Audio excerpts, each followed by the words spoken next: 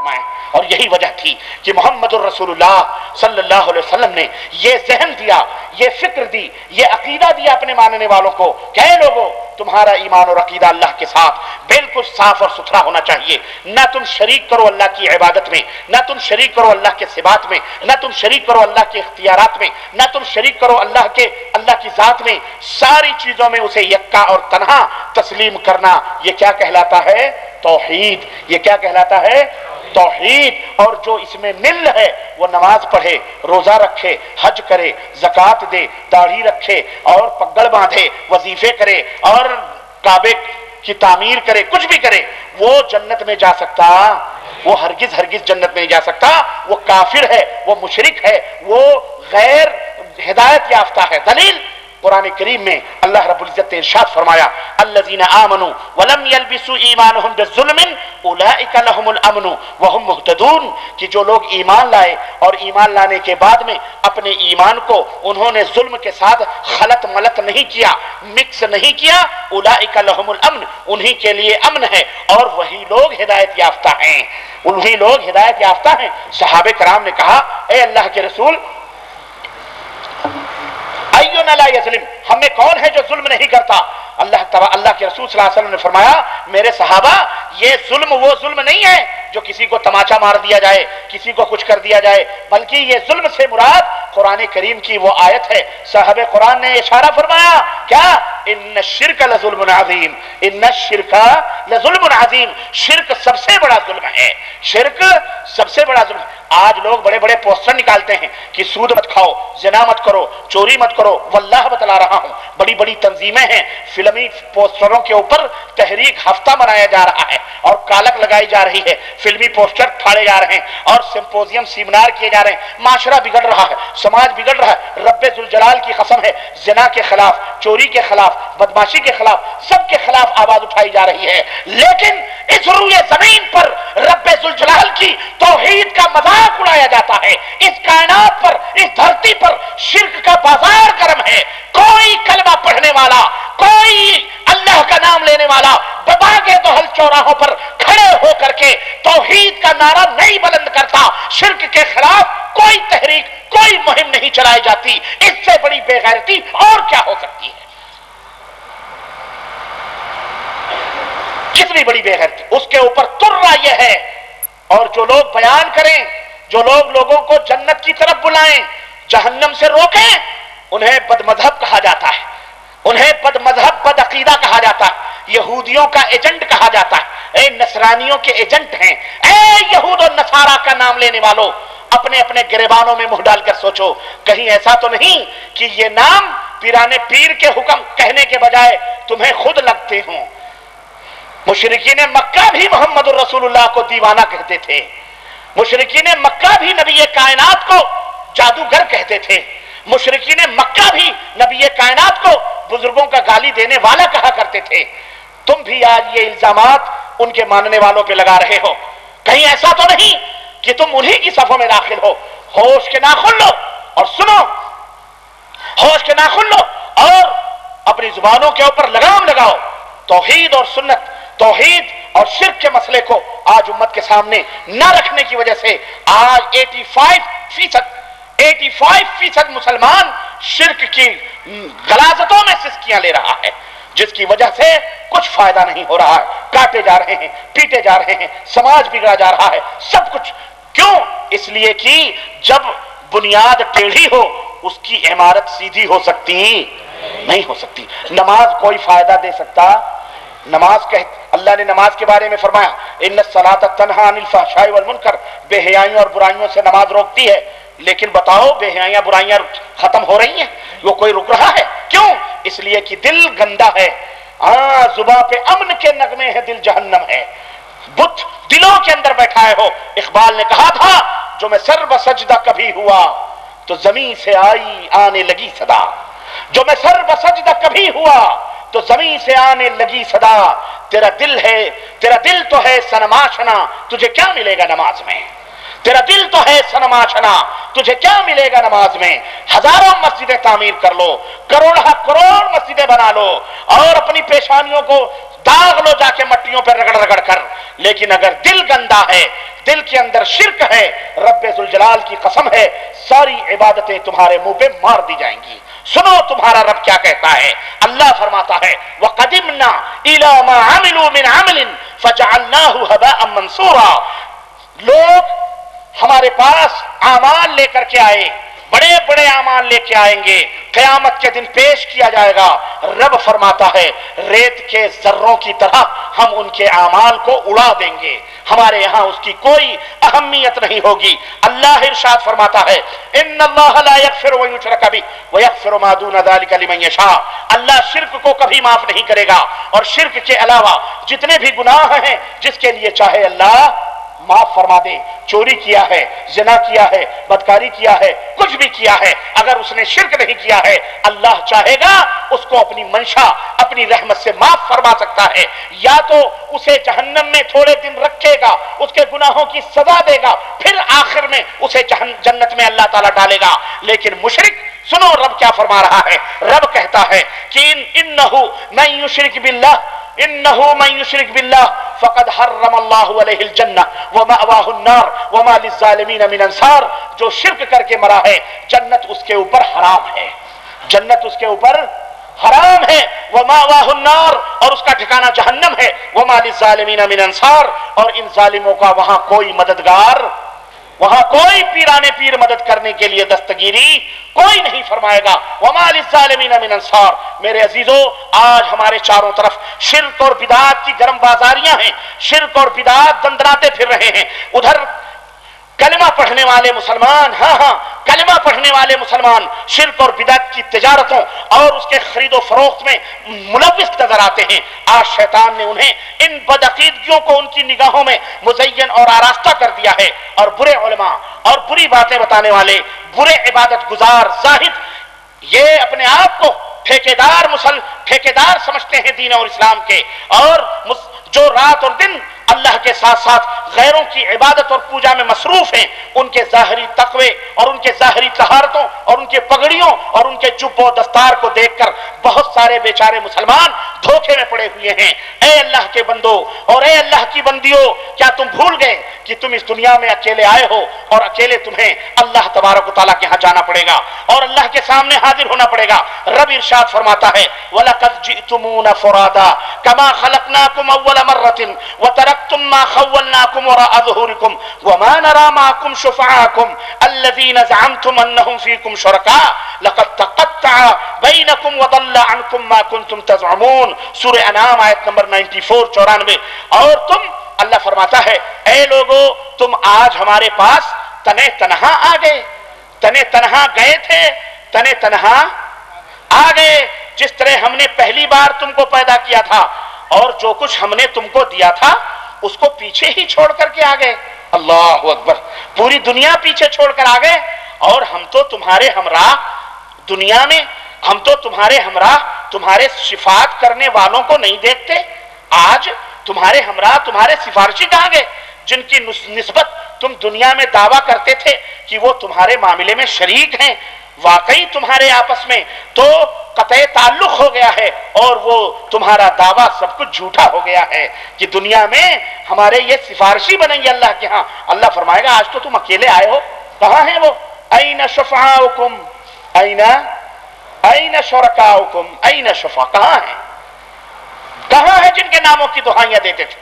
نظر تو نہیں آ رہے، وہ کہاں چلے گئے؟ اللہ اکبر، یہ آیت کریمہ اس بات کی دلیل ہے کہ وہاں کوئی کام نہیں آئے گا، وہاں نہ پیر کام آئے گا، نہ کوئی مرشد کام آئے گا، نہ کوئی ولی کام آئے گا، نہ کوئی مزار والا، نہ کوئی خانقاہ، نہ کوئی چلہ، نہ کوئی شدہ، نہ کوئی علم، نہ کوئی چبوترا، نہ کوئی جھنڈا، نہ کوئی شہید، بلکہ وہاں سب نفسی نفسی کے عالم میں ہوں گے، انبیاء ہوں گے، رسول ہوں گے، وہ بھی رب سلم کہیں گے، اے اللہ سلامتی، اے اللہ نجات عطا فرما، اے اللہ نجات عطا فرما۔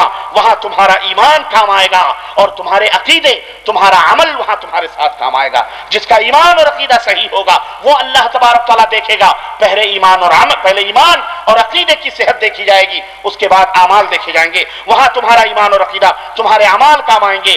اس اس لیے اپنے ایمان اور عقیدے کی فوری طور پر اے مسلمانوں اصلاح کرو، اور شیطان نے جو شرک کی ملاوٹیں کی ہیں ان شرک کی آلودگیوں سے توبہ کرو، اور صرف اس مالک حقیقی کو اپنا سب کچھ سمجھو جس نے تمہیں پیدا کیا ہے، آج تمہارے لیے زمین دی ہے، آسمان دیا ہے، چاند اور ستارے دیے ہیں۔ فلا تجعلوا للہ اندادا وانتم تعلمون، بس تم اس اللہ کے ساتھ کسی کو شریک نہ کرو۔ اے اللہ کے بندو، اے مسلمانوں، اپنے مالک و مولا کو پہچانو، اپنے رب کو پہچانو، اس کی قدر کرو، اس کے ساتھ کسی بھی مخلوق کو شریک نہ کرو۔ سنو سنو، توحید دنیا کی سب سے بڑی حقیقت اور سب سے بڑی سچائی ہے، اور شرک دنیا کا سب سے بڑا جھوٹ اور سب سے بڑی گندگی ہے۔ مگر افسوس، نبی علیہ السلام نے جس شرک کو مٹانے کے لیے دنیا میں نبی صلی اللہ علیہ وسلم آئے تھے، آج ان کی امت اسی کلمہ پڑھ کر، اسی نبی کے راستوں کو چھوڑ، اس نبی کے راہوں کو چھوڑ کر مختلف قسم کے شرک اور خرافات میں مصروف ہو گئی ہے۔ اور بعض لوگ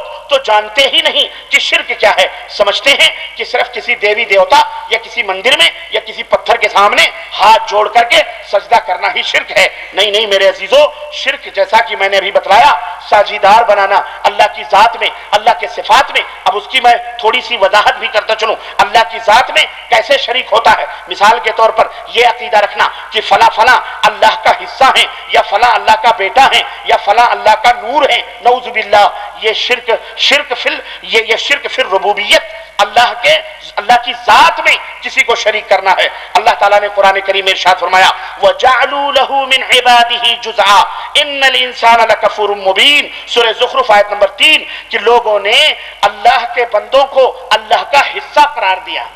لوگوں نے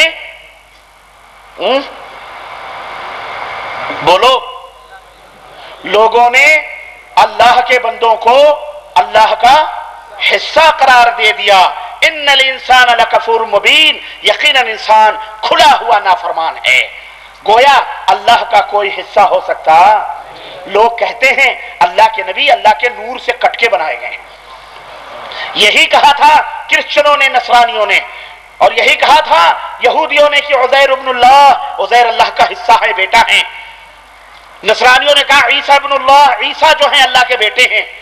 اور آج انہی کے نقش قدم پہ چلنے والے، نبی کی امت میں رہنے والے، کلمہ پڑھنے والے کچھ مسلمان یہ کہتے ہیں کہ اللہ کے رسول نور ہیں، اللہ کے نور سے کاٹ کے بنائے گئے ہیں۔ استغفر اللہ۔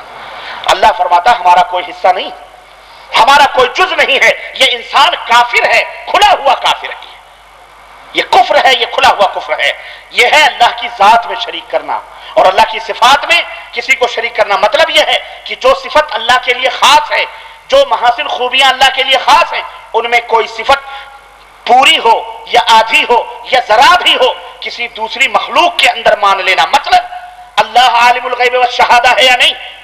اللہ دلوں کے بھیدوں کو جاننے والا، اللہ زمین کے تہ میں رہنے والے ننھے منھے کیڑوں کا علم رکھنے والا، پہاڑ کی چوٹیوں پر اگنے والے ننھے منھے پودوں کو جاننے والا۔ اللہ عز و جل کی یہ خاصیت ہے، یہ اس کی صفت ہے کہ وہ سب کچھ جانتا ہے۔ کالے پہاڑ میں کالی چونٹی اگر چلتی ہے تو اللہ تبارک و تعالی ساتوں آسمان کے اوپر، عرش کے اوپر جو مستوی ہے، رب ذوالجلال اس کالے پہاڑ میں چلتی ہوئی کالی چونٹی کے کالی رات میں اس کی آہٹ، اس کے پیروں کی چاپ کو عرش کے اوپر مستوی ہمارا رب اس کو سن رہا ہے، اس کو دیکھ رہا ہے۔ یہ ہمارے رب کی شان ہے۔ ہمارے دلوں کے اندر جو کچھ بھی ہے اللہ تبارک تعالیٰ جانتا ہے، یہ اللہ تعالیٰ کی صفت ہے، یہ اللہ کی صفت ہے۔ اب اگر یہ کوئی شخص عقیدہ رکھے، اب اگر کوئی شخص کسی دوسری مخلوق کے اندر یہ عقیدہ رکھے کہ جناب علی یہ بھی ہمارے دلوں کی دھڑکنوں کو جانتے ہیں، یہ بہت بڑے پہنچیلے بابا ہیں، یہ بہت بڑے ولی ہیں، یہ نبی ہیں، یہ پیر ہیں، یہ شہید ہیں، یہ بابا چقندر ہیں، یہ بابا پھکندر ہیں، یہ بابا فلانے ہیں، یہ بھی سب کچھ جانتے ہیں، یہ جس کو چاہیں بیٹا دے دیں، یہ جس کو چاہیں بیٹی دے دیں، مزاروں پہ آتے ہیں، قبروں پہ جاتے ہیں، یہ دل میں سب باتوں کو یہ عقیدہ رکھے تو وہ پکے درجے کا مشرک ہے، وہ پرلے درجے کا مشرک ہے۔ سنو، اللہ رب العزت اپنی شان قرآن میں بیان فرماتا ہے وَلِلَّهِ غَيْبُ السَّمَاوَاتِ وَالْأَرْضِ، زمین اور آسمان کا غیب کا علم کس کو ہے؟ صرف اللہ تبارک و تعالیٰ کو ہے۔ اللہ قرآن کریم میں ارشاد فرماتا ہے وَعِندَهُ مَفَاتِيحُ الْغَيْبِ لَا يَعْلَمُهَا إِلَّا هُوَ وَيَعْلَمُ مَا فِي الْبَرِّ وَالْبَحْرِ وَمَا تَسْقُطُ مِنْ وَرَقَةٍ إِلَّا يَعْلَمُهَا وَلَا حَبَّةٍ فِي ظُلُمَاتِ الْأَرْضِ۔ اللہ فرماتا ہے کہ تمام غیب کی چابیاں کس کے پاس ہیں؟ اللہ کے پاس ہے۔ غیب کی کنجیاں کس کے پاس ہیں؟ اللہ کے پاس ہے. اس کے علاوہ کسی کو کچھ پتا ہی نہیں ہے. اس کے علاوہ کسی غیب کا کسی کو کچھ علم نہیں ہے. سمندر ہو، خشکی ہو، تری ہو، جو بھی پتا گرتا ہے زمین کی تہوں میں، جو کچھ بھی ہے، سب کا علم کس کو ہے؟ اللہ عز و جل کو ہے. اللہ نے اپنے نبی سے اسی لیے زبان سے کہلوایا، اے نبی تم کہہ دو، قل لا اقول لكم عندي خزائن الله ولا عالم الغیب ولا اقول لكم انی ملک ان اتبع الا یوحى الی. اے نبی آپ اپنی زبان سے کہہ دو کہ جتنے بھی خزانے ہیں میں تم سے یہ نہیں کہتا کہ اللہ سارے غیب کے، میں تم سے یہ نہیں کہتا کہ غیب کے خزانوں کا مالک میں ہوں. میں تم سے یہ دعویٰ نہیں کرتا کہ میں غیب کے اللہ کے خزانے میرے پاس ہیں. ولا اعلم الغیب، اور نہ ہی میں یہ دعویٰ کرتا ہوں کہ مجھے غیب کا علم ہے، نہ ہی میں یہ کہتا ہوں کہ میں فرشتہ ہوں. میں تو صرف اتباع کرتا ہوں ان باتوں کی جو میری طرف میرا رب بھیجتا ہے، وحی کرتا ہے. میں اس اللہ کی وحی کا اتباع کرنے والا ہوں. اللہ اکبر. غزوہ خیبر یاد ہے؟ غزوہ خیبر یہودیوں سے لڑائی ہوئی. ایک یہودن نے دعوت لی، زہر میں گوشت پکایا اس یہودن عورت نے اور نبی کریم صلی اللہ علیہ وسلم کو کھانے کے لیے دیا. اللہ کے نبی نے وہ گوشت زہر میں ڈوبا ہوا گوشت کھا لیا. صحابہ کرام نے بھی کھایا. کچھ صحابہ نگل گئے اور وہیں پر وہ اللہ کو پیارے ہو گئے، شہید ہو گئے اللہ کے نبی کے دسترخوان پر. خود نبی نے بھی کھایا ہے. اللہ اکبر. اللہ نے آپ کی حفاظت فرمائی، اللہ کے نبی بچ گئے. اور آخری وقت جب موت کا آیا، اما عائشہ صدیقہ کہتی ہیں اللہ کے نبی کا چہرے مبارک سرخ ہو چکا تھا اور بار بار مجھ سے کہتے تھے، عائشہ خیبر کے دن اس یہودن نے جو زہر کھلایا تھا، آج اس زہر کے اثر سے میرا کلیجہ کٹا ہوا جا رہا ہے، کٹتا جا رہا ہے. اے لوگوں، نبی کو غیب ثابت کرنے والوں، نبی کو غیب داں کہنے والوں، ذرا تم بتاؤ، تمہارا پیر جس کے بارے میں تم آج دعویٰ کرتے ہو زندہ ہے، تم دعویٰ کرتے ہو یہ غیب جانتا ہے، میں اسے زہر کی پڑیا دوں گوشت میں ملا کر کے اور اس کو بتاؤں اس میں نہ زہر ہے، وہ کھا لے تو دیکھوں میں، بہت بڑا پیر ہے وہ تمہارا. جان بوجھ کر کے گویا تم یہ عقیدہ بتلا رہے ہو کہ اللہ کے نبی جان بوجھ کر کے زہر کھائے تھے، نعوذ باللہ، اور صحابہ کرام کو جان بوجھ کر مرنے پر مجبور کیا تھا اللہ کے نبی نے. استغفر اللہ. یہ نبوت کے اوپر کتنا بڑا الزام ہے، کتنی بڑی تہمت ہے. اللہ کے نبی جو کچھ بھی کہتے ہیں اپنی طرف سے نہیں کہتے بلکہ ان کا رب بتلاتا ہے، تب وہ لوگوں کو وہ باتیں بتلاتے ہیں. یہ ہمارا عقیدہ ہے. میرے بھائیوں، صحابہ کرام رضوان اللہ علیہ مجمعین کا بھی عقیدہ نہیں تھا. اب اگر علم غیب کو کسی دوسری مخلوق کے اندر ثابت کیا جائے یا کسی شخصیت میں مانا جائے، کسی ولی میں یا پیر میں، نبی میں، شہید میں، دیوی میں، دیوتا میں، یہ کہا جائے کہ یہ عالم الغیب ہیں، تو یہ سمجھو یہ اللہ کے صفات میں شریک کرنا ہے، اور ایسا آدمی مشرک ہے. ایسا آدمی کون ہے؟ مشرک ہے، مشرک ہو جاتا ہے. اسی طرح نفع نقصان پہنچانا، اولاد دینا، باج بنانا، مارنا، جلانا، بیمار کرنا، شفا دینا، ہدایت دینا، گمراہی دینا، یہ کسی کو کچھ دینا، عطا کرنا یا کسی کو محروم کر دینا، عزت دینا، ذلت دینا، مصیبتیں دور کرنا، بیماریوں کو دور کرنا یا مصیبتوں میں مبتلا کرنا، یہ سب اللہ کے صفات ہیں. کس کے صفات ہیں؟ اللہ کے. اب اگر کوئی شخص وہ جس کو چاہتا ہے خوشی دیتا ہے، جس کو چاہتا ہے غم دیتا ہے، ان یمسسک اللہ بضر فلا کاشف له الا هو وان یمسسک بخیر فهو على كل شيء قدیر. اللہ جس کو مصیبت دینا چاہے اسے کوئی روک سکتا، اور اللہ جسے خوشی دینا چاہے، جسے مسرت دینا چاہے، اسے کوئی چھین سکتا.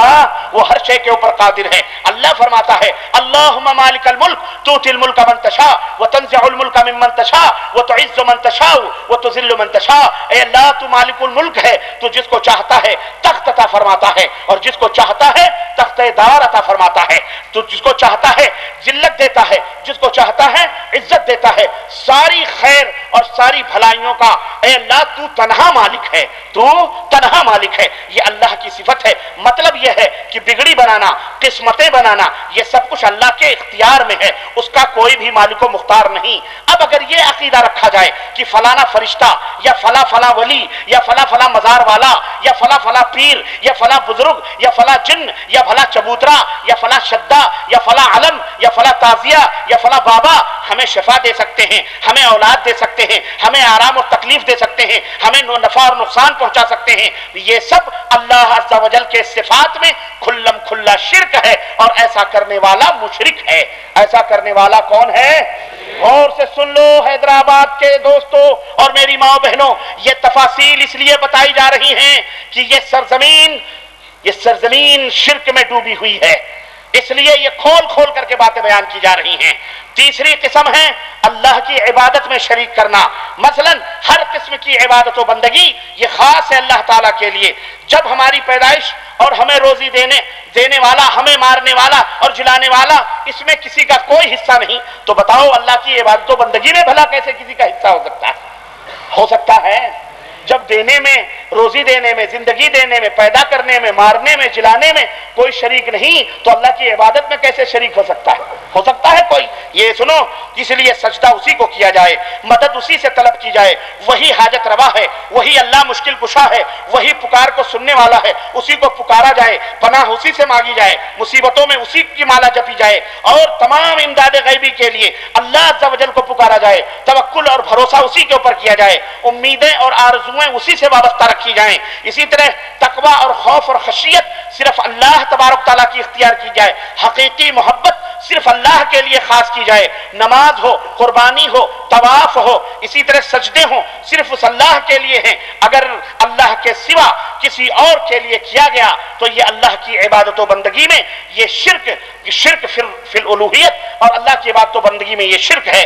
اللہ تعالیٰ نے قرآن میں فرمایا قل ان صلاتی ونسکی ومحیایا ومماتی للہ رب العالمین لا شریک لہ وبذلک امرت وانا اول المسلمین۔ اے نبی آپ کہہ دو میری نماز، میری قربانی، میرا مرنا، میرا جینا، یہ سب اللہ کے لیے ہے، اس میں کوئی کسی کا شریک، کوئی اللہ کا شریک نہیں ہے، میں حکم دیا گیا ہوں اسی بات کا اور میں پہلا مسلمان ہوں۔ اب اگر کوئی اللہ کے سوا غیروں کو پکارتا ہے، حاجت روا، مشکل کشا مانتا ہے، غیروں کی نظر و نیاز کرتا ہے، مرغ اور جانور مزاروں، قبروں، چلوں، شدوں، علموں پر، استھانوں پر لے جاتا ہے، ذبح کرتا ہے، نفع نقصان کا مالک سمجھتا ہے، وہ کھلم کھلا مشرک ہے۔ اللہ سے اسے توبہ کرنا چاہیے، ورنہ جہنم اس کا انتظار کر رہی ہے، دوزخ اس کے انتظار میں ہے۔ اللہ کے بندو، یہ ہے توحید کا معنی اور شرک کی مذمتیں اور توحید کی حقیقت۔ اب آؤ میں تمہیں بتاؤں، یہ ہے کلمہ توحید لا الہ الا اللہ، ایک حصے کا عقیدہ اور ایمان کا اللہ تعالیٰ کے ساتھ تمہارا ایمان اس طرح سے ہونا چاہیے۔ ابھی ہم نے ایمان باللہ کا مطلب سمجھایا، ایمان بالرسول، ایمان بالملائکہ، ایمان بالکتب، ایمان بالآخرہ، ایمان بالقدر خیرہ و شرہ، یہ ایک الگ ٹاپک ہے۔ میں رسالت تمہیں سمجھاتا چلوں، متفرق موضوعوں میں ایک موضوع ہے، رسالت سمجھنا ہے کہ نہیں سمجھنا۔ ابھی بھی تم اللہ کی توحید سمجھے، ابھی پکے مسلمان نہ ہوئے جب تک کہ نبی کو نہ مانو گے، جب تک کہ رسالت کا اقرار نہ کرو گے۔ اور رسالت کا اقرار کرنے کا مختصر سا مفہوم میں بتا کے آگے بڑھوں کہ رسالت کے اقرار کرنے کا مطلب یہ ہے کہ جس طرح رب ذوالجلال کی عبادت میں کسی کو شریک کرنا یہ شرک کہلاتا ہے، اسی طرح نبی کی اطاعت میں، رسالت میں، نبی کی اطاعت و پیروی میں کسی امتی کی اطاعت و پیروی کو داخل کرنا یہ بھی شرک کہلاتا ہے۔ سن رہے ہو کہ نہیں سن رہے ہو؟ سنو اللہ تبارک، اور کان کھول کر کے سنو، کان کھول کر کے سنو کہ توحید اور رسالت یہ پورے اسلام کا مجموعہ ہے۔ لیکن ہماری بدنصیبی کہ جس طرح توحید ہم سے اس کی دولت چھینی گئی، اسی طرح سے ہم سے اور شرک باللہ میں ہم مبتلا ہوئے، اسی طرح وہیں ہمیں رسالت کی محبت بھی ہمارے دلوں سے چھین لی گئی، اور امتیوں کی محبت کرامات اور جھوٹے قصے اور کہانیوں کے بہانے لا کر ہمارے دلوں میں ڈالی گئی، نبی سے ہم کو دور کر دیا گیا۔ لوگوں کان کھول کر کے سن لو، جس طرح عبادت صرف خالص اللہ کی ہونی چاہیے، اسی طرح اطاعت اور پیروی بھی خالص رسول اللہ صلی اللہ علیہ وسلم کا حق ہے۔ دلیل اس کی کیا ہے؟ اللہ ارشاد فرماتا ہے یا ایھا الذین آمنوا اطیعوا اللہ واطیعوا الرسول ولا تبطلوا اعمالکم، اے وہ لوگوں جو ایمان لانے کا دعویٰ کرتے ہو، ایمان اللہ کے اوپر تم لانے کا دعویٰ کرتے ہو، سنو اللہ کی اطاعت کرو۔ اب یہ عمل کی باری آ رہی ہے، اللہ کی اطاعت کرو، رسول اللہ کی اطاعت کرو، ولا تبطلوا اعمالکم، اور ان کی مخالفت کر کے اپنے اعمال کو ضائع اور برباد نہ کرو۔ پتہ کیا چلا کہ وہ عمل جو حضرت محمد الرسول اللہ صلی اللہ علیہ وسلم کے فرمان کے خلاف ہے وہ عمل ضائع اور برباد ہے۔ اللہ ارشاد فرماتا ہے اتبعوا ما انزل الیکم من ربکم ولا تتبعوا من دونہ اولیاء، اے لوگو جو تمہاری طرف تمہارے رب کی طرف سے نازل کیا گیا ہے، اتارا گیا ہے، اس کی اطاعت و پیروی کرو، اس کی اتباع کرو. ولا تتبعوا من دونہ اولیاء، اللہ کے سوا اور دوسرے کسی اولیاء کے ساتھ نہ رہو، اس کی اتباع اور پیروی نہ کرو. صرف آسمان سے جو چیز تمہیں دی جا رہی ہے وہی تمہارا دین ہے، وہی تمہارا مذہب ہے، وہی تمہارا دھرم ہے. جو زمین پر بنایا جا رہا ہے وہ دین اور دھرم ہو سکتا نہیں ہو سکتا.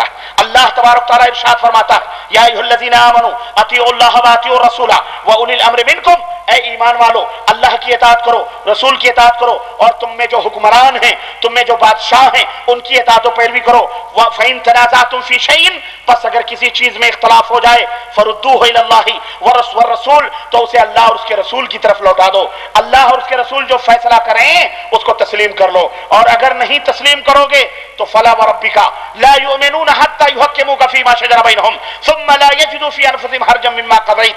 اگر نبی کے فیصلے کو تم نہیں تسلیم کرو گے اور نبی کو جج نہیں مانو گے اور اپنے دلوں میں وسوسے پیدا کرو گے، رب فرماتا ہے وہ تیرے رب کے ربوبیت کی قسم ہے وہ مومن ہو ہی نہیں سکتا، وہ منافق اور کافر ہے.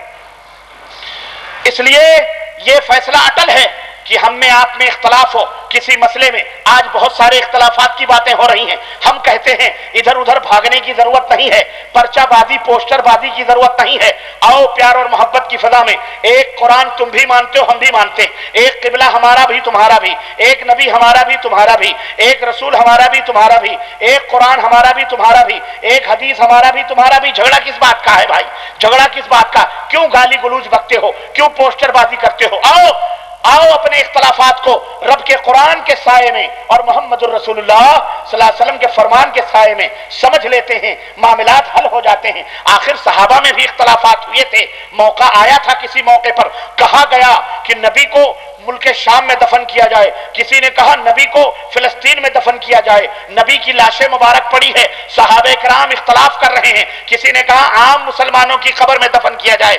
جھگڑا ہوا، اختلاف ہوا، لیکن یہ اختلاف مٹا کیسے؟ ایک صحابی رسول کھڑے ہوئے، انہوں نے کہا یارو تم شام کی بات کر رہے ہو، مسلمانوں کے قبرستان کی بات کر رہے ہو، فلسطین کی بات کر رہے ہو، میرے کانوں نے میرے حبیب کی ایک حدیث پاک سنی تھی، ایک حدیث میں نے سنی تھی، میرے نبی نے فرمایا تھا کہ نبی جہاں وفات پاتا ہے وہیں اس کو دفن کر دیا جاتا ہے. اللہ اللہ، سارے صحابہ کی گردنیں نبی کی اس حدیث پاک پر جھک گئیں، سارے اختلافات ختم ہو گئے، دلوں کے سارے وسوسے مٹ گئے. سبوں نے کہا صدقتا، تو نے سچ کہا ہے. نبی نے جب یہ فرمایا ہے، نبی عائشہ کے حجرے میں وفات پائے ہیں، اس لیے حجرے عائشہ میں قبر کھودو اور یہیں نبی کو دفن کر دو. اختلاف ہوا تھا. ابو بکر کے پاس بڑھیا آئی، اس نے کہا میرا حصہ وراثت میں چاہیے. ابو بکر نے کہا رب کے قرآن میں تیرا حصہ نہیں دیکھ رہا، رب نے نہیں کہیں تیرا حصہ مقرر کیا. ایک صحابی رسول غالباً ابو مسلمہ ہیں، وہ بیٹھے ہوئے تھے، انہوں نے کہا خلیفۃ المسلمین یار غار نبی، میرے کانوں نے میرے نبی سے حدیث سنی تھی، اللہ کے نبی نے فرمایا تھا ایک موقع پر کہ دادی کا حصہ پوتے میں لگتا ہے، دادی کا حصہ پوتے میں ہوتا ہے. اللہ اکبر، وہ ابو بکر صدیق جس کا مقام اور مرتبہ نبی نے فرمایا انبیاء کے بعد میرے بعد اس کائنات میں قیامت تک جتنے لوگ آئیں گے سب سے بڑا مقام و مرتبہ ابو بکر صدیق کا ہوگا. ابو بکر نے، وہ عالم، وہ خلیفۃ المسلمین، ایک ادنا سے صحابی نے رائے دی، رائے نہیں نبی کی حدیث بیان کی، آمنا وصدقنا، انہوں نے اپنی رائے کو واپس لیا، نبی کی حدیث پر فیصلہ دیا. آج تم نبی کی احادیث کے سامنے پتہ نہیں کن کن لوگوں کو پیش کرتے ہو، اور جب ہم نبی کی حدیث پیش کرتے ہیں تو تم کیا کہتے ہو اتنے بڑے عالم ہیں، اتنے بڑے عالم کیسے نہیں، ان کو نہیں علم ہے، ان کو نہیں پتا ہوگا، تمہیں صرف پتا ہے. یہی بات ابو بکر کے لیے بھی تو کہنے والا کہہ سکتا تھا کہ تو چھوٹا سا صحابی، ابو بکر خلوت و جلوت کا ساتھی، تو آیا ہے ان کو سکھانے کے لیے، کہہ سکتا تھا، کہنے والا کہ نہیں کہہ سکتا تھا؟ تو کہاں کتنا بڑا عالم، لیکن نہیں، ان کے دل محمد الرسول اللہ صلی اللہ علیہ وسلم کی باتوں کے لیے کشادہ تھے، وہ نبی کی حدیث کا احترام کرتے تھے۔ آج کل کے مسخرے نہ تھے، آج کل کے یہ بھانڈ نما مولوی نہ تھے جو مجلسوں میں، کتابوں میں، تحریروں میں حدیثوں کا مذاق اڑاتے ہیں، حدیثوں کا انکار کرتے ہیں۔ ارے تم یہاں نبی کی حدیث کا تمسخر اڑا رہے ہو، کل میدان قیامت میں تمہاری دھول اڑے گی انشاءاللہ تبارک تعالیٰ، اگر بغیر توبے کے مر گئے تو۔ کہتے ہو تم اپنے، ہاں مذاق اڑاتے ہیں، کہتے ہیں کھڑے ہو کے پیشاب کرو، کھڑے ہو کے پیشاب کرو، تم اپنے آپ کو اہل حدیث کہتے ہو، کھڑے ہو کے پیشاب کرو، نبی نے کھڑے ہو کر کے پیشاب کیا ہے تو تم بھی کرو، تب تمہیں ہم اہل حدیث مانیں گے۔ اے ذلیل مولویو، حیا کرو حیا۔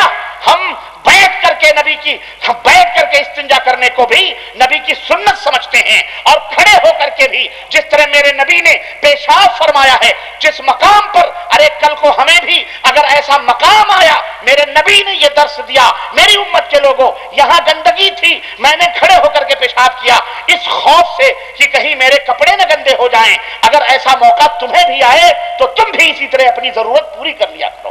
یہ ہمارے نبی نے درس دیا۔ تم کس نبی کے ماننے والے؟ تم نے تو نبی کا کلمہ ضرور پڑھا، لیکن منافقوں والی چال چلی، نشہد انک رسول اللہ، ہم گواہی دیتے ہیں، منافق یہی کہتے تھے نا، ہم گواہی دیتے ہیں آپ اللہ کے رسول ہیں۔ اللہ فرماتا ہے واللہ یشہد انک رسول اللہ، اے نبی اللہ گواہی دیتا ہے واقعی آپ اللہ کے نبی ہیں، لیکن ولکن المنافقین لکاذبون، یہ جو منافق ہیں تیرے رسالت کی گواہی دیتے ہیں یہ جھوٹے لوگ، تو جھوٹ نہ بولو۔ اگر زبان سے اقرار کرتے ہو تو عملی جامہ بھی اسے پہناؤ، ورنہ منافقت ہوگی۔ یہ سنو، اللہ فرماتا ہے قل ان کنتم تحبون اللہ فاتبعونی یحببکم اللہ۔ ہاں اگر تمہیں یہ عرض کر رہا تھا، اختلاف ہوتے ہیں، جہاں چار برتن ہوتے ہیں کھنک ضرور ہوتی ہے، تو جھگڑا نہ کرو، لڑائی نہ کرو، بائیکاٹ نہ کرو، ادھر ادھر جا کے خرافات نہ کرو۔ آؤ، علماء موجود ہیں، مشائخ موجود ہیں، کون سا ایسا مسئلہ ہے جو دنیا میں حل نہیں ہوا ہے؟ آج یہود و نصارہ نے شیک ہینڈ کیا ہوا ہے، ہزاروں برس کے اختلافات، یہودیوں کو لاکھوں کی تعداد میں جرمن اور اس نازی وہاں پہ قتل کیا گیا تھا، نصرانیوں نے قتل کیا تھا، کرسچنوں نے قتل کیا تھا، برسوں کی دشمنی۔ قرآن بھی کہتا ہے یہ آپس میں دشمن ہیں، لیکن آج یہود و نصارہ ہاتھ ملا چکے ہیں۔ آج سارے الکفر ملت واحد ہے، ہم ہی کیوں نہیں ایک ہو رہے ہیں؟ اس کا مطلب یہ ہے فتنہ پھیلانے والے ایک نہیں ہو سکتے، اور نبی نے فرمایا تھا کہ میری امت میں 73 فرقے ہوں گے۔ کتنے؟ ہاں 73، اور بڑا اکثریت پہ ناز ہے کہ ہم 80% ہیں، 80% جہنم میں جائیں گے، یاد رکھو 80%، 80 نہیں 90، اللہ تعالیٰ 99 بلکہ کہہ لو، صحیح بخاری کی روایت، اللہ تعالیٰ نے ارشاد فرمایا، اللہ کے نبی نے ارشاد فرمایا کہ آدم علیہ السلام کو قیامت کے دن حکم ہوگا، اے آدم 100 میں سے 99 کو جہنم میں اور 1 کو جنت میں جانے دو۔ اللہ اللہ، وہ دن کیا ہوگا؟ 100 میں سے کتنے کو؟ 99 کو کہاں؟ جہنم میں، اور 1 کو؟ کیا حال ہوگا اس وقت؟ کر رہے ہو اکثریت پہ ناز، کر لو کر لو۔ 1 نبی فرماتے ہیں 72 جہنم میں جائیں گے، 1 جنت میں جائے گا۔ کتنے؟ 1 گروہ۔ پوچھا گیا وہ گروہ کون سا ہے؟ فرمایا ما انا علیہ واصحابی، یہ ترازو جس پر میں ہوں، میرے صحابہ۔ آؤ، صحابہ نے چلے بنائے تھے، شدے بنائے تھے، چبوترے بنائے تھے، خانقاہیں بنائی تھی، صحابہ صوفی صاحب تھے تھوکتے تھے صوفیت پر، صوفی تھے، صحابہ چلے چپاٹے حق ہو کے نعرے لگاتے تھے، صحابہ تسبیح ڈھکیلتے تھے، صحابہ چبوترے پوجتے تھے، جھنڈے پوجتے تھے، پنجے پوجتے تھے، صحابہ سجدے کرتے تھے، قبروں کے مجاوری کرتے تھے۔ اللعوذ باللہ، یہ مسلمان ہیں جنہیں دیکھ کے شرمائے یہود، وضع میں تم ہو نصارہ تو تمدن میں ہنود، یہ مسلمان ہیں جنہیں دیکھ کے شرمائے ہو۔ کہاں ہے اسلام؟ اسلام اسلام اسلام کا تم نے بیڑا غرق کیا ہوا ہے، تم نے اپنے ہاتھوں سے اسلام کی راہوں میں تم روڑے پڑے ہوئے بیٹھے ہو، ورنہ پوری کائنات مسلمان ہوتی، پورا ہندوستان مسلمان ہوتا، لیکن تم نے اسلام کو بدنام کیا ہے اپنے کیریکٹر سے، اپنے کردار سے۔ یہ اسلام نہیں۔ اللہ ارشاد فرماتا لقد کان لکم فی رسول اللہ اسوۃ حسنہ، نبی کی زندگی تمہارے لیے بہترین نمونہ۔ یہ تعلیمات ایک نہیں، یحببکم اللہ، اللہ تمہیں محبوب بنا لے گا، ویغفر لکم ذنوبکم، ویغفر لکم ذنوبکم، اور تمہارے گناہوں کو بھی معاف فرما دے گا۔ اللہ اللہ، نبی کے پیچھے چلنے کا فائدہ کیا ہے؟ بولو، امتی کے پیچھے چلو گے، جہاں وہ جائے گا وہیں یار غاری میں تم بھی جاؤ گے میڈک اور چوہے کی طرح. لیکن نبی کہاں جائیں گے؟ نبی فرماتے ہیں کہ سب سے پہلے مجھے حکم ہوگا، اے میرے نبی جاؤ جنت کے دروازے کو اپنے ہاتھوں سے کھولو. سب سے پہلے جنت کا دروازہ کون کھولے گا؟ میرے نبی کھولیں گے. اور اللہ کے نبی نے فرمایا سب سے پہلے میں دروازے پہ دستک دوں گا، اندر سے رضوان جنت پوچھے گا کون ہو؟ کہوں گا محمد ہوں صلی اللہ علیہ وسلم. کہا جائے گا کہ آئیے آئیے آئیے آئیے، آپ ہی کے لیے حکم ہوا ہے جنت کا دروازہ کھولنے کے لیے. جنت کا دروازہ کھلے گا، میں داخل ہوں گا، میری امت جنت میں داخل ہوگی.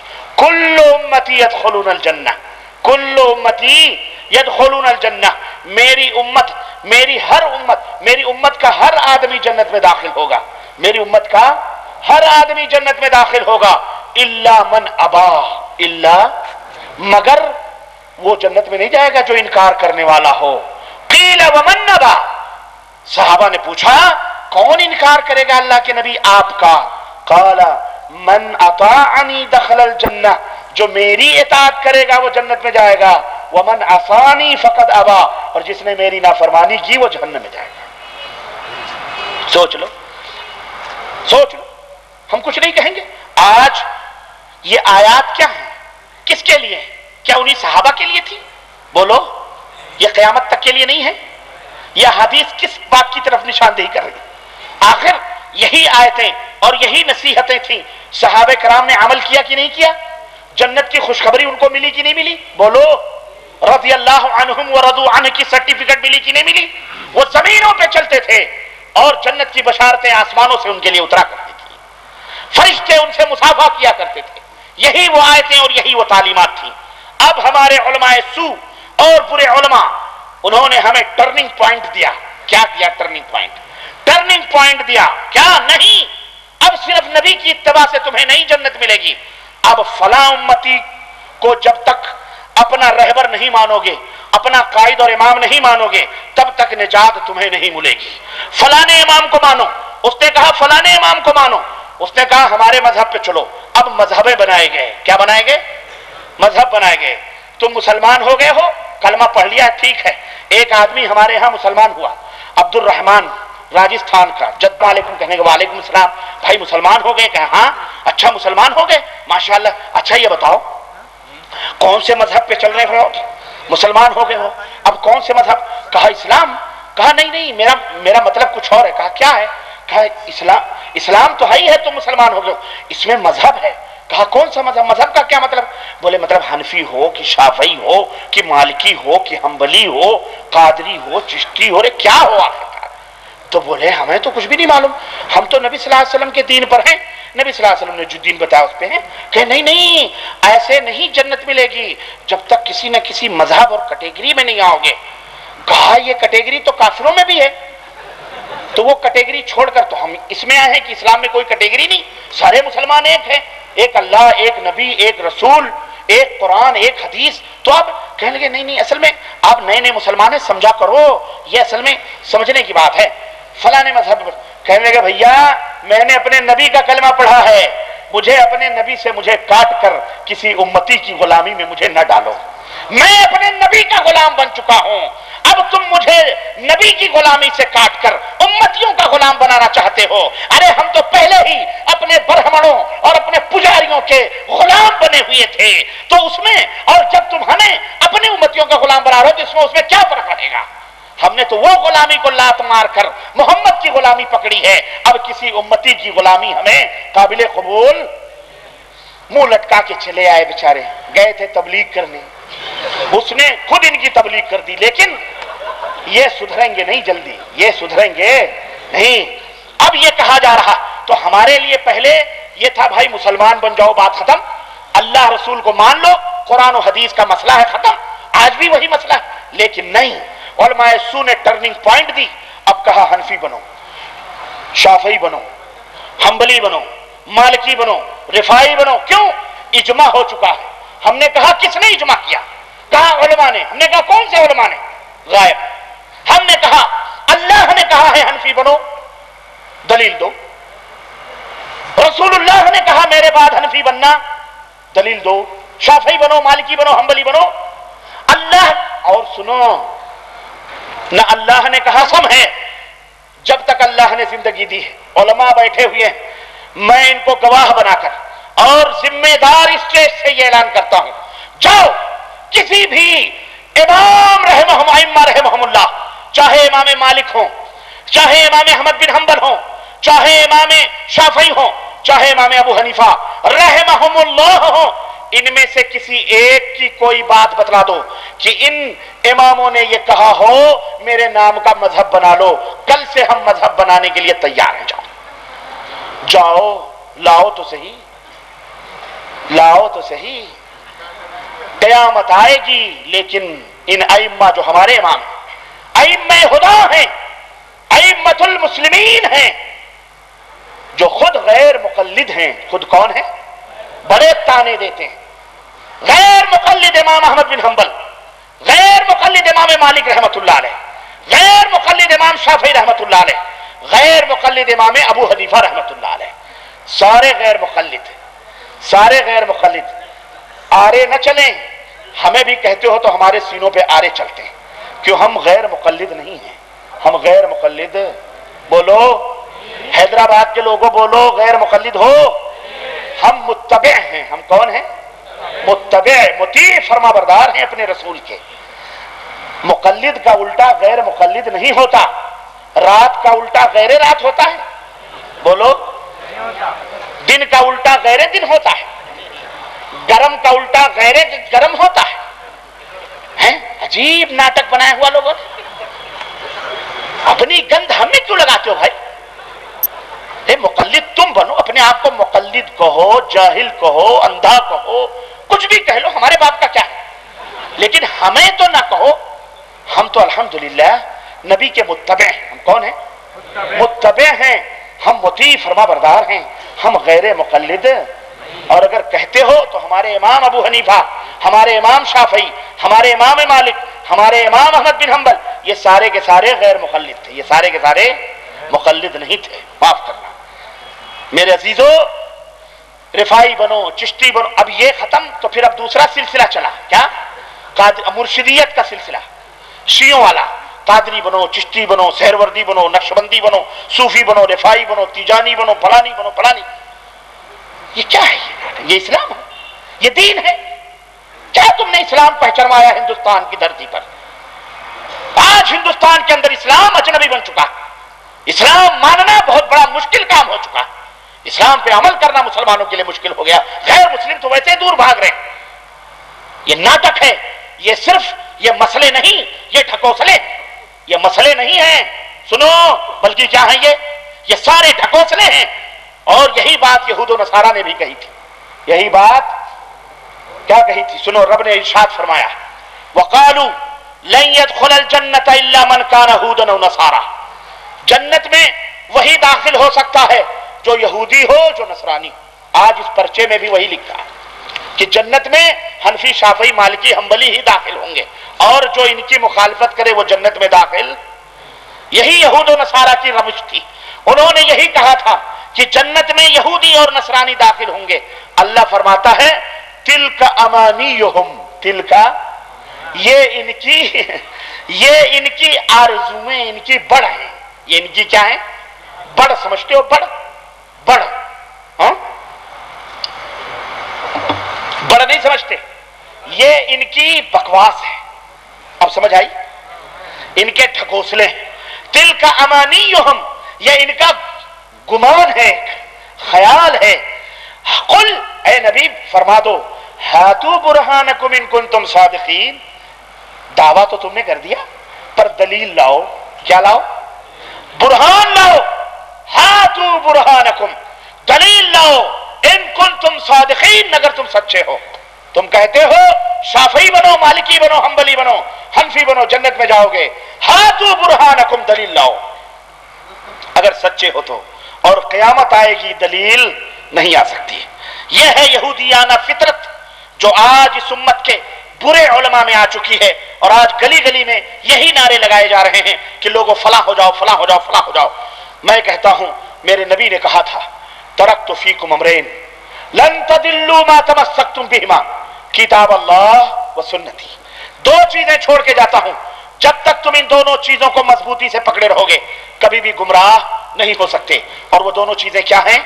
मेरी सुन्नत है और एक अल्लाह की किताब है। इसलिए मेरे अजीजों, इन तालीमात के ऊपर अमल करो ताकि तुम जन्नत के मुस्तहिक बन सको और इसी राह पर चलते हुए तुम अल्लाह के महबूब बन सको। अल्लाह ने इरशाद फरमाया, व अन्न हाज़ा सिराती मुस्तक़ीमन फत्तबिऊहु, मेरा नबी जो रास्ता बतला रहा है यही सीधा रास्ता है तो इसकी इत्तिबा करो। वला तत्तबिउ सुबुल, और दीगर दाएं बाएं राहों की इत्तिबा न करो। फतफर्रक़ बिकुम अन सबीली, वरना तुम सीधे राह से भटक जाओगे, गुमराह हो जाओगे। इसलिए मेरे अजीजों, तोड़ दो इन तकलीदी बंदिशों को, तोड़ दो गुलामी की इन जंजीरों को और आ जाओ रसूल अकरम सल्लल्लाहु अलैहि वसल्लम की खालिस ताबेदारी में। उनकी गुलामी का पट्टा अपनी गले में डाल लो, इधर उधर भटकने की जरूरत नहीं है। इत्तेहाद चाहते हो, इत्तेफाक चाहते हो तो आओ कुरान करीम का फार्मूला सुनो। अल्लाह इरशाद फरमाता है, कुल या अहलल किताबी तालू इला कलिमतिन सवाइन बैनना व बैनकुम अल्ला नअबुद इल्लल्लाह वला नुशरिका बिही शैयन वला यत्तखिद बअदुना बअदन अरबाबा मिन दूनिल्लाह। कि ऐ अहले किताब आओ उस कलमे की तरफ जो हमारे और तुम्हारे दरमियान मुत्तफक अलैह है। नंबर एक, अल्लाह के सिवा किसी की इबादत न करो। वला नुशरिका बिही शैयन, इबादत अल्लाह के सिवा किसी की नहीं होनी चाहिए और ना ही अल्लाह के साथ किसी को शरीक करना है। शिर्क से तौबा करो, इबादत सिर्फ अल्लाह की होनी चाहिए। और तीसरा उसूल बताया गया, वला यत्तखिदु बअदुना बअदन अरबाबा मिन दूनिल्लाह, ना ही हम में बाज की तकलीद करे, बाज को अपना रब बनाए। हाँ, एक दूसरे की तकलीद करना यह रब बनाना हुआ, कोई किसी की तकलीद न करे। फ़इन तवल्लो, ए नबी अगर वो इसको मानते हैं, फ़क़ूलु अशहदू फ़इन तवल्लो, अब अगर इस उसूल को न माने, मुंह फेर लें, फ़क़ूलु अशहदू बिअन्ना मुस्लिमून, तो कह दो जाओ जाओ, मुंह फेर कर जा रहे हो, जाओ हम मुसलमान हैं। हम कौन हैं? हम मुसलमान हैं, हम अपने नबी के अल्लाह के ताबेदार हैं। तुम फेर के मुंह जा रहे हो, जाओ। इसलिए मेरे अजीजों, आज इन नुस्खों को अपनाया जाए इत्तिहाद और इत्तिफाक बैनल मुस्लिमीन के लिए। इंशाअल्लाह सुबह का सूरज नहीं निकलेगा, मुसलमान उम्मत मुत्तहिद हो जाएगी इंशाअल्लाह तबारक तआला। ये दूसरा फार्मूला था, ये दूसरी रिसालत का बयान था जिसके ताल्लुक से मैंने आप हजरात की खिदमत में ये बातें रखी हैं। आओ, तीसरी चीज है मुसावात और बराबरी। जात और पात की और बिरादरी की लानतें। शादियों के मौसम आते हैं, हमारी माएं बहनें पहले तौर पर अपने बच्चों के लिए, भाइयों के लिए लड़कियां देखने से पहले कौन सी जात, कौन सी बिरादरी, तू सैयद, तू मुगल, तू पठान, तू फलाना, याद रखो ये इस्लाम में हराम है। ए मुसलमानों, अल्लाह से डरो। अल्लाह ने इरशाद फरमाया कि या अय्युहन्नासु इन्ना खलकनाकुम मिन ज़करिन व उन्सा व जअलनाकुम शुअबन व क़बाइला लितआरफू। ऐ लोगों, हमने तुम्हें एक माँ और एक बाप से पैदा किया है, तुम सब आदम के बेटे हो, हव्वा के बेटे हो। सुनो सुनो, हमने तुमको मुख्तलिफ कबीलों और खानदानों में इसलिए बांटा है ताकि तुम आपस में तारुफ पैदा करो, पहचान पैदा करो। और सुनो, तुम में सबसे नेक और शरीफ और बड़ा आदमी वो है जो अल्लाह से सबसे ज्यादा डरने वाला, जो मुत्तकी है। कोई भी हो, जूते के ऊपर पॉलिश लगाने वाला वो नौजवान जो रोड पर बैठकर जूतों में टांकियां लगाता है, जूते की पॉलिश करता है, अगर वो मुआहिद है, मुत्तबे सुन्नत है, पांचों वक्त का नमाजी है, हलाल खाता है, वो उस सैयद से, उस आले रसूल से जो दावा करता है, जो शराबी, कबाबी, मुशरिक, मुजावर, कबर परस्त, शद्दे और अलम चबूतरों के तवाफ करने वाला, अपने आप को सैयद कहने वाला, अपने आप को खानकाह का मुजावर, अपने आप को बड़ा कहने वाला, उससे 1000 दर्जा वो बेहतर है जो जूते पे पॉलिश लगाता हुआ अल्लाह से डरने वाला नौजवान है। इसलिए कि कोई भी हो, यूं तो मिर्जा भी हो, सैयद भी हो, अफगान भी हो, तुम सभी कुछ हो, बताओ कि मुसलमान भी हो। अल्लाह के यहां ईमान देखा जाएगा, जात और पात, इरादरी और बिरादरी, ऊंच और नीच, ये काफिरों से आई हुई लानतें हैं। इसलिए मुसलमानों, तुम इन लानतों को अपने से दूर भगाओ اور اے اہل حدیث اپنے آپ کو اہل حدیث کہنے والوں، رب ذوالجلال کی قسم ہے علماء کرام موجود ہیں ہمارے درمیان، جتنی ذات پات عام مسلمانوں میں ہوتی جا رہی ہے، ہم بھی ان لعنتوں سے ابھی تک نہیں نکلے۔ ہم دعویٰ کرتے ہیں قرآن و سنت کا، لیکن آج بھی ہمارے اپنے اہل حدیثوں میں اس طرح کے کافرانہ اور جاہلیت کے گند موجود ہیں کہ جب وہ اپنے آپ کو کہتے ہیں ہم فلاں ہیں، ہماری شادی فلاں ہونی چاہیے، ہم فلاں ہیں، فلاں ذات میں فلانی حرام ہے، یہ اسلام میں حرام ہے۔ ہاں دعویٰ کرتے ہو، پورے طور پر مکمل داخل ہو، صرف آمین رفع دین تک نہیں، بلکہ نبی کی احادیث کو اپنے سینے میں، اپنے ہاتھ اور پیر میں، اپنے سب میں سنبھالو، اور اس طرح باہمی اہل حدیث ایک خاندان بنو، آپس میں شادیاں کرو۔ اور ابھی میرے ایک بھائی نے مجھے لیٹر دیا، لیٹر میں یہ بات لکھی کہ ہمارے اہل حدیثوں میں بھی آج ذات پات کی برادری کی وجہ سے ہماری بہت ساری بہن، ہماری بہت ساری بیٹیاں شادی کے عمر کے ان طبعی مراحل کو کراس کر کے بڑھاپے کی منزلوں میں جا رہی ہیں۔ باپ یہ کہتا ہے کہ میں باغیرت مسلمان سے شادی کروں گا، جبکہ نوجوان ہیں جو دان اور دچڑے اور گھوڑے اور جوڑے کی لعنتوں میں حریص اور لالچی اور فقیر اور شیطان کی غلاظتوں جیسے سے بھی بدتر غلیظ ہو چکے ہیں، اور گھوڑے اور جوڑے کی لعنتوں میں ملوث ہو کر بہن اور بیٹیوں کی عزت و آبرو کا خیال نہ کرتے ہوئے اپنے نوجوانوں کو بیاہتے نہیں ہیں اور اس طرح کی لعنتوں میں گرفتار ہیں۔ اے مسلمانوں، اللہ سے توبہ کرو اور ان تمام لعنتوں سے توبہ کرو۔ یاد رکھو اسلام بہت ہی خوشی و مسرت کا دین ہے۔ ارے اسلام صحیح طور پر اپنا لو، ہمیشہ ہنستے اور مسکراتے رہو گے، خوشیاں ہی خوشیاں رہیں گی، مسرتیں ہی مسرتیں رہیں گی، تم بہت بڑے ہو جاؤ گے، مالدار بھی ہو جاؤ گے۔ تم نے دیکھا نہیں کہ بکریوں کے چرانے والے، گڈریے، اونٹ کے چرواہے، کھجور کی بیجیں چوسنے والے اسلام سے جب وابستہ ہوئے، رب ذوالجلال نے قیصر و کسریٰ کے تاج ان کے قدموں میں رکھ دیے۔ آج جو شخص اسلام کے اوپر عمل کرتا ہے، الحمدللہ قناعت کرتا ہے، خوش ہے، خرم ہے، ایک نہیں دو نہیں، تم تو ایک بیویوں کو پالتے پالتے مرتے ہو، چار بیویوں کو پالتا ہے مرد موچھوں پہ تاؤ دے کر کے، اس کی مردانگی کیا کہنا۔ اللہ نے اسے نوازا، اللہ اسے دیتا ہے، بخشتا ہے، تم خود ہی بزدل بنے ہوئے ہو، تم ایک ہی کو لے کے نہیں نبھا پاتے ہو، جوڑے چاہیے، گھوڑے چاہیے، فلانا چاہیے۔ ارے تیرے باپ نے ہم کو کیا دیا، تیری ماں نے ہم کو کیا دیا، جو وہ کرتے ہو، بکواس کرتے ہو، حرام ہے۔ اے مرد بنو مرد، اور مہر کی رقم ہاتھ میں رکھتے ہوئے فخر کے ساتھ لڑکی کو، دیندار لڑکی کو پسند کرو، اور مہر باپ کے ہاتھ میں رکھتے ہوئے بنا کسی گھوڑے جوڑے کے مسجد میں نکاح کر کے عزت و آبرو کے ساتھ ستوؤں پر، آٹوں پر، روٹیوں پر ولیمے کرا لو، 72 قسم کی دیگیں، 75 قسم کے حیدرآباد کے پکوان، لعنت بھیجو ان تمام سب چیزوں پر۔ یہ وہ چیزیں ہیں جو آدمی کو ذلیل و رسوا کرتی ہیں۔ اللہ سے ڈرو اور ذات پات کے ان تمام برائیوں سے توبہ کرو۔ بولو تیار ہو اس کے لیے کہ نہیں تیار ہو؟ نوجوانوں تیار ہو کہ نہیں تیار ہو؟ تمہیں فقیری کی دولت چاہیے یا اپنے ہاتھوں کی کمائیاں چاہیے؟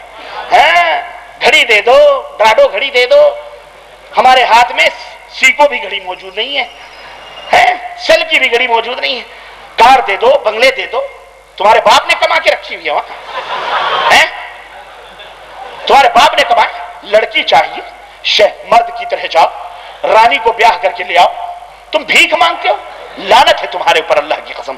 اور گھوڑے اور جوڑے ہیں میری ماں بہنوں، اور اے بوڑھیوں اور بڈھو، تم بہت خطرناک ہو چکے ہو۔ تمہاری خطرناکیوں کی یہ نوجوان، ہمارا بھائی اگر اس طرح سے شادی کرنا چاہتا ہے تو یہ بڈھے بڈھیاں بیچ میں روڑے ڈالتے ہیں، یہ کہتے ہیں ہماری بھی 4 بیٹیاں بیٹھی ہیں، تو ایسے خالی کھلی شادی کر کے آ جائے گا تو میری بیٹیوں کی شادیاں کیسے ہوگی؟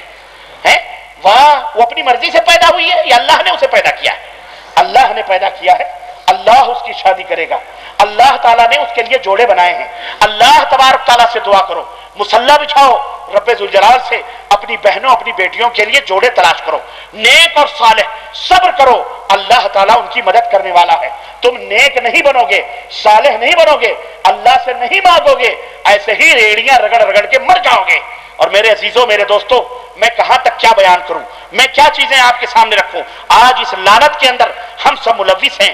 سنو، ذات پات اسلام کے اندر حرام ہے اور یہ جاہلیت ہے، اس سے توبہ کرو۔ اللہ کے نبی نے فرمایا کلکم من آدم و آدم من تراب، आदम के बेटे तुम सब के सब हो और आदम मिट्टी से बनाए गए। और लोगों आपस में एक दूसरे का एहतराम करो, बुजुर्गों का एहतराम करो, बड़ों की इज्जत करो, छोटों पे शफकत करो। आपस में लड़ाई झगड़ा, गाली गलूज, गीबत और चुगली, कत्ल और गारतगरी, फितना परवरी और फसाद, चोरी और बदमाशी, जिनाकारी और बदकारी, शराबखोरी और जुएबाजी और लॉटरी और ताश, ये तमाम बातें नौजवानों और बुजुर्गों इस्लाम में हराम है। तौबा करो इन तमाम सब चीजों से। और मौत का कोई वक्त मुकर्रर नहीं। और अल्लाह के नबी का फरमान सुनो, नबी ने फरमाया जो जिस हालत में मरेगा उसका हश्र भी उसी हालत में होगा। याद रखो, अगर ज़िना चोरी बदकारी करते हुए शूट किए गए, मारे गए, उसी हालत में तुम्हारा हशर होगा और जहन्नम में जाओगे। खुदकुशी इस्लाम में हराम है। बाज लोग मसाइब को बर्दाश्त न करते हुए, हमारी माएं बहनें भी खुद सोजी कर लेती हैं, जला लेती हैं, छतों से कूद पड़ती हैं, मर जाती हैं। अरे इतने भी बुज़दिल क्यों? अल्लाह क्या तुम्हारा नहीं है? अल्लाह से मांगो। अल्लाह जो मालिकुल मुल्क है, तुम रब से अपना लो लगाओ। अल्लाह की कसम, अगर दिल से अल्लाह से मांगोगे तुम्हारे हाथ बाद में उठेंगे, अल्लाह तुम्हें पहले अता फरमाएगा। वमन यत्तकिल्लाह यजअल लहू मखरजा वयरज़ुक़हु मिन हैसु ला यहतसिब। रब का वादा है, मुझसे डरोगे, हलाल खाओगे, हराम से बचोगे, मेरे फरमुदात पे अमल करोगे, हम तुम्हें रोजियों के लिए ऐसे रास्ते बताएंगे और उन रास्तों से तुम्हें रोजी देंगे कि तुम समझ ही नहीं पाओगे कि ये रोजी कहां से आ रही है। अल्लाह अल्लाह, ये तुम्हारे रब का वादा है। इसलिए मुसलमानों, अल्लाह से डरो और रोजियां अल्लाह से मांगो। हर चीज, जूता भी मांगना है अल्लाह से मांगो, घोड़े की नाल भी मांगनी है अल्लाह से मांगो, रोटी भी मांगनी है, किससे मांगोगे? अल्लाह से मांगो। अल्लाह तुम्हारा सब कुछ है, वही देने वाला है। अरे मुसलमानों, अपने बूढ़े माँ बाप की इज्जत करो, माँ बाप की फरमाबरदारी करो। याद रखो, माँ बाप की नाफरमानी करोगे जहन्नम में जाओगे। अल्लाह के रसूल सल्लल्लाहु अलैहि वसल्लम के जमाने में कलमा, मौत का वक्त आया, नौजवान कलमा उसके मुंह से नहीं निकल रहा है। सहाबे कराम नबी की खिदमत पहुंचे, या रसूल अल्लाह, फलाने आदमी के मुंह से कलमा नहीं निकल रहा। नबी ने कहा उसके वालिदैन जिंदा हैं? कहा उसकी माँ जिंदा है। कहा माँ को बुलाओ। माँ आई, माँ से पूछा गया तेरा बेटा तेरे साथ कैसा सलूक करता था? माँ ने कहा या रसूल अल्लाह, मैं क्या बताऊं, अपनी बीवी को मेरे ऊपर फौकियत दिया करता था। हाँ, अच्छा अच्छा खिलाना पिलाना, अब जो बीवी कहे वही मानता था। अल्लाह के नबी ने कहा माफ कर दे। कहा दिन भर जलाया, जिंदगी भर उसने जलाया है, मैं कैसे माफ कर दूं? मैं कैसे माफ कर दूं? मैंने बहुत बर्दाश्त किया। अल्लाह के नबी ने फरमाया उसके मुंह से कलमा नहीं निकल रहा है, उसके मुंह से कलमा, माफ कर दे बीबी। उसने कहा नहीं माफ करूंगी। कहा लकड़ियां जमा करो। नबी ने कहा लकड़ियां जमा करो। बुढ़िया ने कहा किस लिए? कहा उसको जिंदा जलाएंगे, उसको जलाएंगे इसलिए कि तू माफ नहीं कर रही, माफ नहीं करेगी तो वो जहन्नम में चलेगा। बुढ़िया माँ है, माँ का दिल माँ होता है। माँ ने कहा या रसूल अल्लाह, मेरी नजरों के सामने मेरे लखते जिगर को जलाओगे, ये कैसे मैं गवारा करूंगी? अब नबी ने फरमाया नहीं गवारा कर सकती तो माफ कर दे।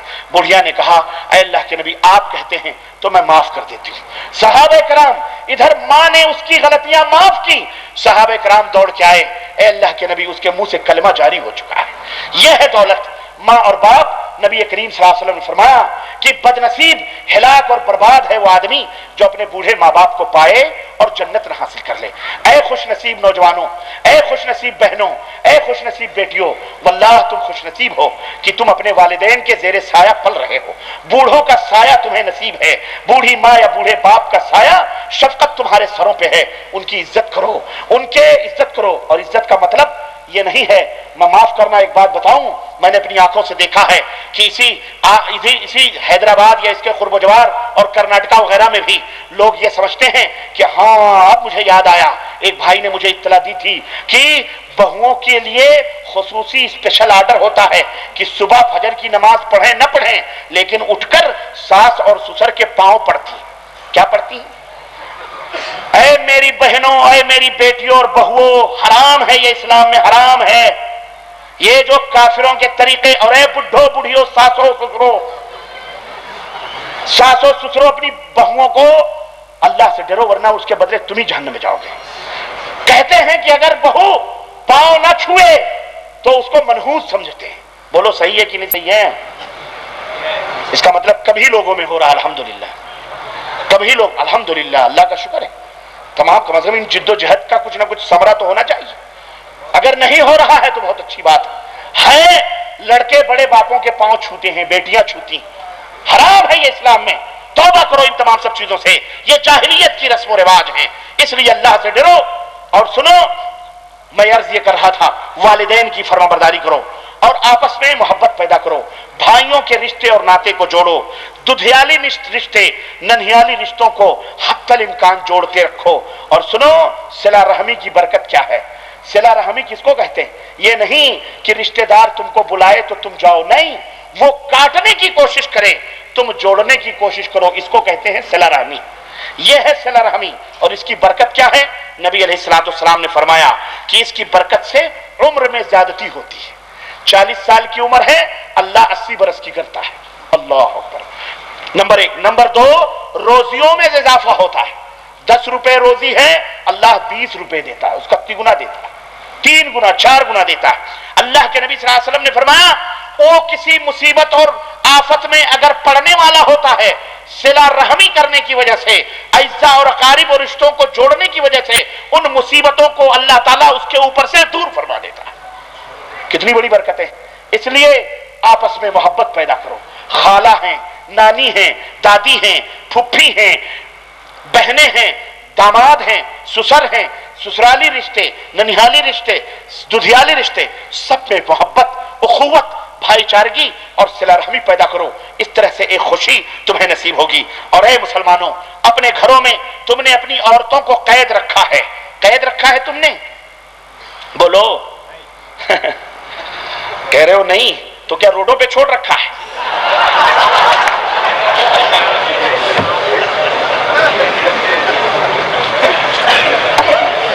قید رکھا ہے. اللہ کے رسول صلی اللہ علیہ وسلم فرماتے ہیں تم نے اپنی عورتوں کو گھروں کے اندر قید رکھا ہے. اب یہ ہماری بے غیرتی ہے کہ ہماری بیویاں روڈوں پر شاپنگ سینٹروں میں جائیں. ہماری بیویاں بغیر اجازت کہاں جا رہی ہو پوچھتی کہاں ہے. کبھی مل گئی، کہاں گئی بیگم؟ اپنی اماں کے یہاں گئی تھی. ارے شوہر کو پتا نہیں، سسرے کو پتا نہیں، بوڑھی ماں بیٹھی ہے، بھاگ رہی ہے ادھر سے ادھر، شاپنگ سینٹروں میں گھوم رہی ہیں، میک اپ میں اور کہاں کہاں. آج کل تو تمہاری عورتوں کو برباد کرنے کے لیے ایسی ایسی دشمنوں نے چالیں چلی ہیں یارو. اعوذ باللہ، استغفر اللہ، میں کیا بتاؤں. ایسی ایسی چالیں کافروں نے. اور مسلمانوں، حیدرآباد کے غیور نوجوانوں، تم اس شہر کی آبرو ہو. اللہ کی قسم، تم اس شہر کی رونق ہو، تم اس شہر گلستاں کے پھول ہو. تم اگر ختم ہو گئے تو یہ شہر ویران ہو جائے گا.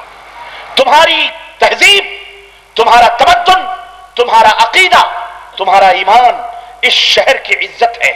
اگر یہ ختم تو سب کچھ ختم. یہاں الو بولیں گے. کون بولیں گے؟ مسلمان نہ رہے تو کون بولیں گے؟ الو بولیں گے. اس لیے تمہارا فرض ہے کہ اس شہر کی رونقیں، تہذیب اور ثقافت جو اسلام سے جڑی ہوئی ہے اس کو زندہ رکھو. ان اقدار کو، ان کلچر کو، ان امتیازی شان کو جو حیدرآباد کی ہے، تمہاری ذمہ داری ہے اس کو زندہ رکھو.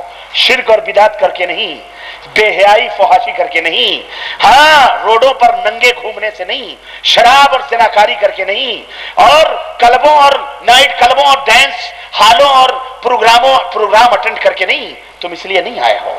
اسلام میں رہو، اسلام کے ساتھ اس کی عزت کو بڑھاؤ، تب یہ عزت ہوگی، ورنہ ذلیل ہو جاؤ گے. کفار تمہیں کاٹ کے پیٹ کے گٹروں میں ڈال دیں گے، تم کہیں کے بھی نہیں رہو گے. میں عرض یہ کر رہا ہوں، اپنی بہن اور بیٹیوں کو، عورتوں کو تم نے گھروں میں قید رکھا ہے. مطلب یہ ہے، یہ اسلام کا حکم ہے کہ وہ گھروں کے اندر رہیں، 4 دیواریوں کے اندر. روڈوں پر ماری ماری نہ پھرے بے پردہ بے حیا. بڈھی ہے، ہم نے دیکھا ہے، بڈھی ہے 70 برس کی، ماشاءاللہ چہرے پہ پردہ ہے، نقاب فل اوڑھ کے چل رہی ہیں. اور بڑی حسین و خوبصورت نوجوان لڑکی بے پردہ گلے میں روپٹے ڈال کے بغل میں بڈھی کا ہاتھ لے کے چل رہی. ہم نے کہا یہ الٹی گنگا کہاں سے بہ رہی ہے بھائی؟ یہ الٹی گنگا کیوں بہ رہی ہے؟ یہ نقاب جو 70 سالہ پہ ہے، اسے تو 14 سالہ پہ ہونا چاہیے تھا. 14 سالہ فتنہ جاگتا ہوا چل رہا ہے. بڑھیا کھوسٹ وہ پردے میں چل رہی ہے. یہ الٹی گنگا ہے. یہ ہے کہ نہیں ہے؟ یہ ہمارے ہاں ہے کہ نہیں ہے بھائی؟ نانی ہے، دادی ہے، بیٹی فلانی جگہ لے کے چل. اب اب بیٹی نظریں ادھر ادھر بھٹکاتے ہوئے چل رہی ہے، بوڑھی بیچاری پردے میں جا رہی ہے. حرام ہے یہ اسلام کے اندر. جس کو پردہ کرانا ہے اس کو تم نے پردہ نہیں کرایا، اور جس کے لیے حلال ہے کہ وہ اپنے چہرے کو بھی کھول کر کے چلے اس کو تم نے بالکل پیک کر کے بالکل بلٹ پروف بنا کر کے لے کے جا رہے ہو، اور جس کو فتنہ جو بم کا گولا ہے اسے کھلا لے کے جا رہے ہو.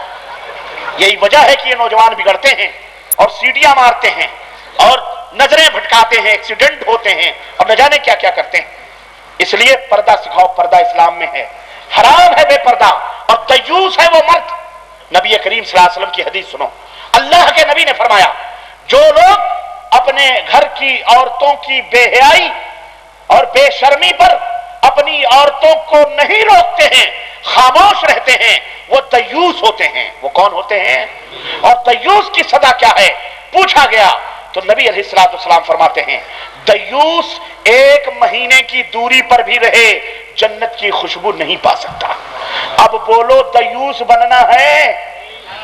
دیوس. اور اے میری ماں بہنوں اپنے شوہروں کو دیوس نہ بناؤ، دیوس نہ بناؤ، اور بے حیائی بے شرمی سے توبہ کرو.